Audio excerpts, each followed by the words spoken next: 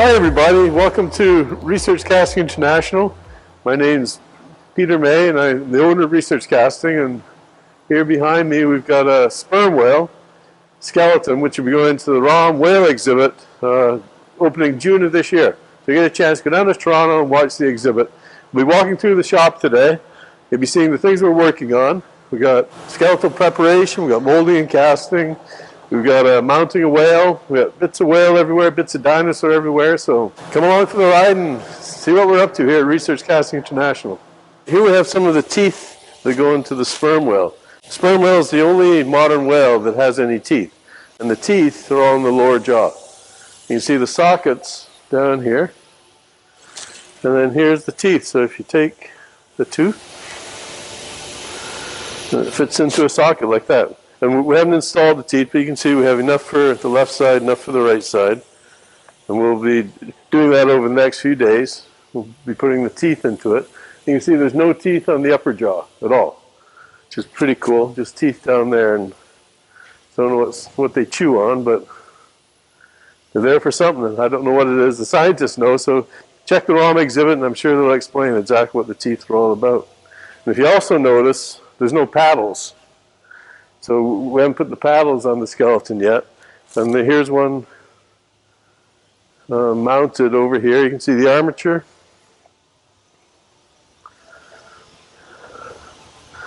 And here we have the scapula here, going to the humerus, the radius ulna, and then the phalanges, like we have. We have a humerus, radius ulna, phalanges, fingers. So it's a mammal just like us, has the exact same bones that humans have, except it's aquatic. We're not, unless you're a good swimmer. And here, if you look closely at the skull, you can see this armature that runs, and that's all steel, and it's hand forged by our blacksmiths here. And it fits tight to the bone, and you can see how it clasps the bone. The bone hasn't been drilled in this case on the skull. It's just an external armature that holds it. Very good time to look at it because you can see the actual steel. This will all get painted out before it goes on exhibit.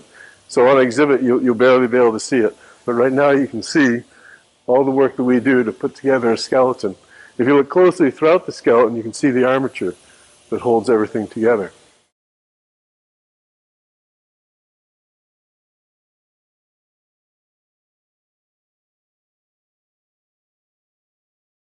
Okay, here we are in our collection storage room, which has full climate control because we have a lot of original fossil material in here. If you look behind me, you can see the crates, and they have specimens from museums around the world, which we'll be working on over the next few years. We've got blocks up on the rack, which were collected in the field, and what we have to do is prepare them. So we're out in the field with the Children's Museum of Indianapolis, and we had a great field season with them last year, and we collected over 100 blocks we've been preparing here. So if you get a chance to go down to Indianapolis, make sure it's a fantastic museum, and you'll love it there. One of the best children's museums in the world. And then especially when our skeletons are there, it'll be even better. It'll be a great place to go. So we have specimens. We have a Hatterasaur here that was collected by the ROM. So this is a Hatterasaur which has an impression of skin. And it's very hard to see in this light, but you can see just above the pubis here, and then all through here, all this brown is a very pebbly area which shows the skin impression, which is very, very rare. And here we've got, you can see this would be along the backbone, and you come into the ribs up by the skull. We affectionately call it wrinkles because its skin's all wrinkly. But we got a scapula, we've got some ribs, we've got the backbone, we've got the pubis. This is probably coming into the hip here. And this is a ROM specimen from the Royal Ontario Museum. Now over here, this is a specimen from the Yale Peabody Museum. Sea turtle called Archelon. These are parts of the underbelly, the plastron, and they're individual bones. There's 4 of them. We have 2 here, and they've been cleaned, prepared. They're all set for molding. We're going to take molds off these just so the original specimen can go into collections, and then the exhibit on display will be part cast, part original fossil. Now if you look over here, check this out. We've got the huge carapace. So this is the shell of the turtle. This is the back of the turtle, the shell of it. And you can see how large it is. About it's easily 6 feet, 2 meters wide by 2 meters. So that's all. That's the backbone. It all fuses together, and the carapace of the shell is an integral part of the turtle. And that's a turtle today. And that's the carapace, the top of the turtle, and that's what you're seeing here. Now this is a freshwater turtle, and this one's a marine turtle. So this one would have been the ocean, where this one's in the lakes and rivers today. And then the underside is here, and that's where the 2 bones you see over there are part of the underside of the gigantic sea turtle. So again, that'll be on exhibit at Yale Peabody, New Haven, Connecticut, in a few years from now. So if you get a chance, or you're a little bit older, get down there and have a look at their exhibits. They're going to be fantastic. And here you can see the blocks that have to be prepared. Everything in plaster, the plaster blocks are all already, they've all got fossil inside of them. They've come out of the field, they're fresh out of the field, and our job is to prepare them. And we'll be going to see the prep lab in a few minutes after we have a look through here.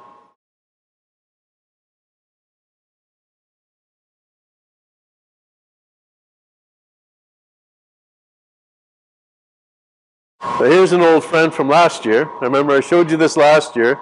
So this is the back of Zool, an armored dinosaur, and you can see all the plates are in place. This is the original skin. So touching this, it'd be like touching a rhinoceros today. A couple years ago, when we finished prepping, that was the first time it had seen the light of day in probably 67 million years. Pretty amazing. Could be 70 million. 67 to 70 million years ago that roamed the earth. And you don't see animals like that today, except probably the closest animal to it would be a rhinoceros with a thick skin on the outside of it all. I guess an armadillo. You can look at armadillos today. They have a shell. And turtles, but this was more like the rhinoceros than as an animal goes. Rock still for the Indianapolis Museum. It's still unknown what it is, but we just are removing rock to figure that out.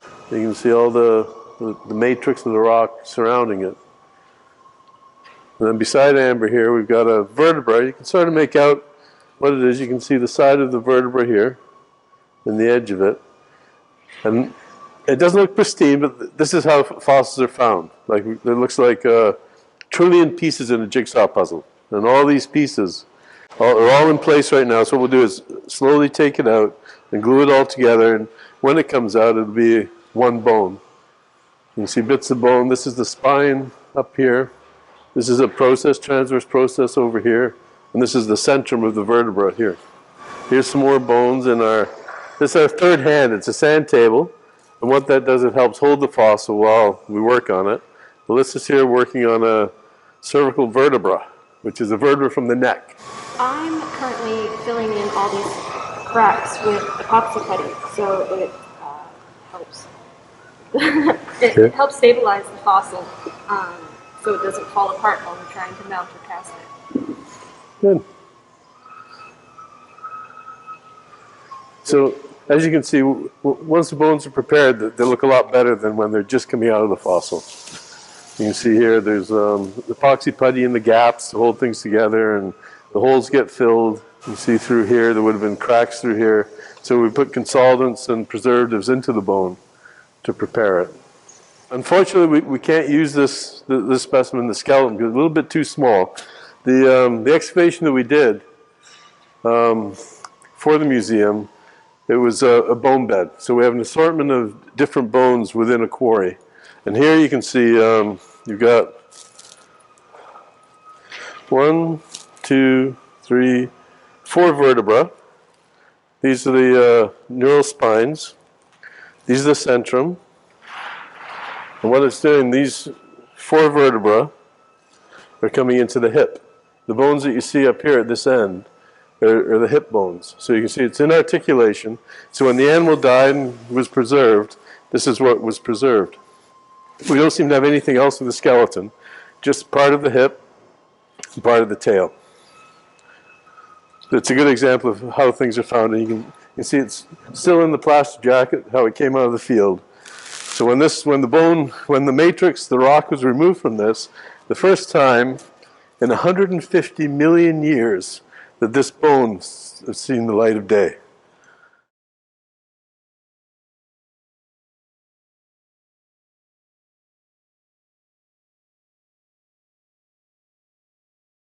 So I am cleaning the surface of the fossil using acetone and a toothbrush and an air scribe, which is like a mini jackhammer, and it's powered by air.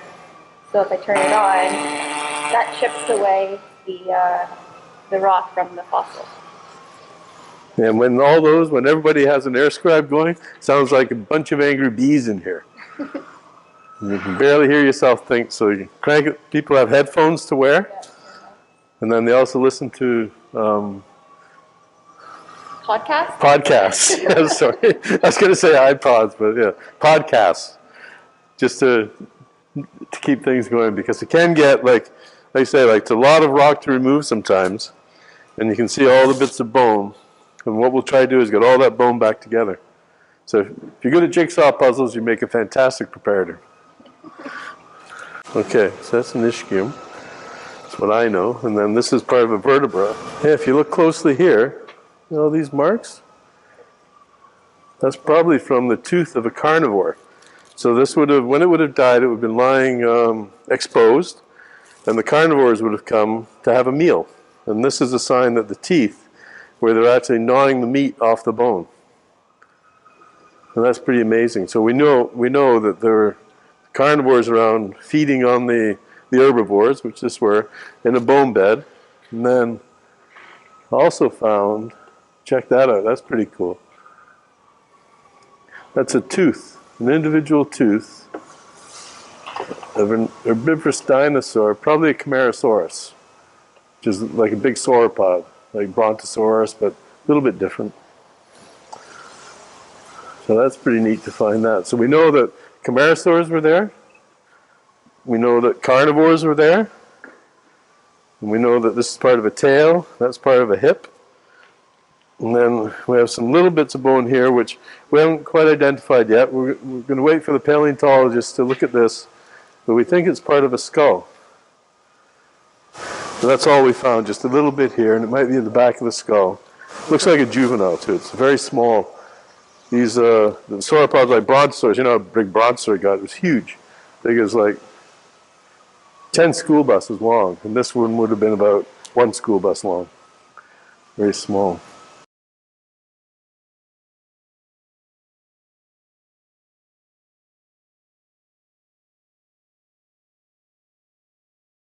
Susan, what are you working on?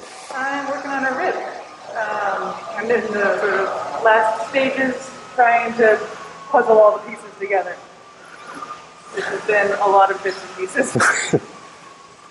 So all these pieces would have been all broken apart when Susan started on this, and you see they're all coming together, and now we've got almost a complete rib, which is a lot of work, but invaluable when we mount the skeleton. That's what you see on the outside of the skeleton, all the ribs. Jamie here is working on an armature for the, looks like a humerus. It is.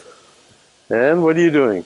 Well, I'm trying to fit this steel as close as I can to the fossil, and to prepare it to be part of the main display. I want to do this without damaging the fossil, and I want enough steel on here that it's going to support the weight of this guy, because it's probably a few 100 pounds, I'm guessing. Yeah, it looks like a big piece of steel. And it's not round, the steel. It's sort of...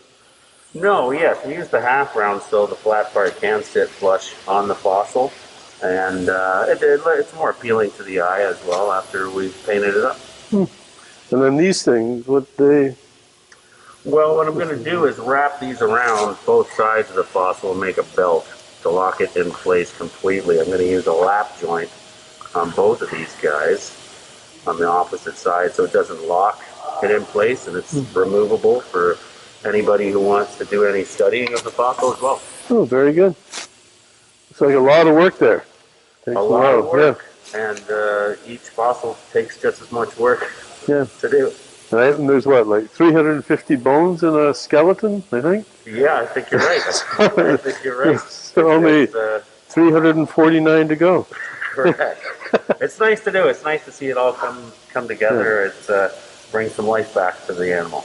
Yeah, and then looking at it, like I think, this is probably more labor intensive actually mounting the skeleton. It is. It is. Sometimes it goes an inch at a time. Yeah. If you're lucky, it's a nice smooth fossil, and you can have one done in a few hours. So Bill, wow, what have you got here? We have the arm, or the forelimb for the sperm whale, which comprises of the humerus, radius, ulna, and then all the bones for the hand or the flipper. Oh, the digits, yeah. Wow, that's a lot of work, yeah? It is a lot of work. I personally didn't. I actually didn't put this flipper together. I think Brian did, but yeah, there's a lot of work that goes into it. Yeah, and then in here, this would have been in real life. This would have been cartilage. Cartilage would have been soft tissue, all connective tissue throughout all here, especially between all the digits. Yes, of course. Yeah, so we kind of just try to show how the carpals would have floated in the wrist joint by having them suspended in the steel like this. Yeah. And then these are all the clamps, like Jamie was saying, these all clamp the bone. That's right, the branches. So you got the main spine of the armature, and then you got the branches. Some of them are fixed, and some of them are removable, depending on what application we're mounting this in. But yeah, and basically what he said is you want to have the fossil, or in this case it's more bone, but you want to have the bone as close to the armature without damaging it as possible when you're making it. You want to have a nice fit. Yeah. Yeah, you can see how intricate this gets. Like, this is just amazing. Amazing. And everything's done piece by piece. So basically what I'm doing now is we've kind of got the go-ahead on this mount that we can start tearing it down. So I'm going to take all the bone off of it, label everything so it doesn't get mixed up. And then I'll do a final weld out, grind out, and then we'll prime, paint, and get it ready to ship out. Very good. Again, as part of the Monterey project, this is actually the skull that's in the process of being cast. Rather than a rotocast, it's a layup with epoxy. For the end result of installation, it's going to be hollow, and they're actually going to allow the water to go inside the mold. Because of the size of it, for it to be left as a hollow cast, it would be very hard to stop the buoyancy from happening. So this allows the installation crew to actually cut apart and depending upon the least visible areas and allow the water to come in and then sink it. Yeah, and they can sink them so we don't float up to the top like a fishing bobber.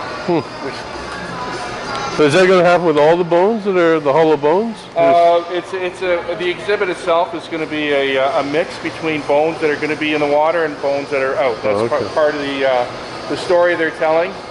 And how they want to exhibit it. And they also want to have some bones that are on what they consider the dry area, that you're tactile for the children or whoever going through the museum, that they can actually touch them and be a little bit more interactive with the display. Oh, very good. Well, that's your tour of Research Casting International. I hope you enjoyed it.